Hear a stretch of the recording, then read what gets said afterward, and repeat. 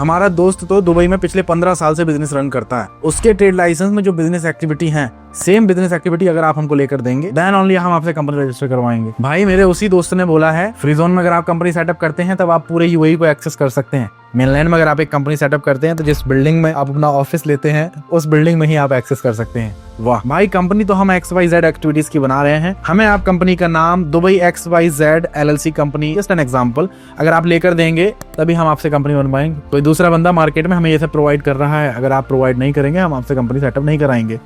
हाथ जोड़ के बोलता हूँ, करा लीजिए। दुबई में अगर कामयाब होना है तब एक चीज का विर्द आपने करके आना है कि आपने सिस्टम के मुताबिक चलना है। आपके दोस्त ने 14 साल पहले कौन सा लाइसेंस बनाया था, तब सिस्टम में कुछ और अपडेशन था, अभी सिस्टम में कुछ और अपडेशन है। दूसरा भाई, free zone is more credible than mainland.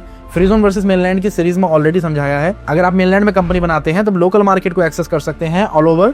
अगर फ्रीजोन में कंपनी ओपन करते हैं तब आप लोकल मार्केट को डायरेक्टली एक्सेस नहीं कर सकते। उसके लिए आपको कोई सप्लायर या डिस्ट्रीब्यूटर हायर करना पड़ता है। आप सिर्फ वहीं तक महदूद रहते हैं, आपकी हद वहीं तक रहती है। तीसरा, जो कंपनी के नेम होते हैं उनके लिए भी कुछ टर्म्स एंड कंडीशंस होते हैं। जैसे किसी भी नाम से पहले ही एक कंपनी रजिस्टर्ड है, वो नाम आप नहीं ले सकते अपनी कंपनी के लिए, और वो आपका ही फायदा है उसमें। अगर आप रजिस्टर करके नाम लेकर बिजनेस को रन करने लगते हैं, कल को उठ के वो आपके ऊपर केस कर दे कि भाई उसके जैसा नाम आपने कॉपी किया है, जब आपका बिजनेस तरक्की करने से पहले लुढ़क जाएगा।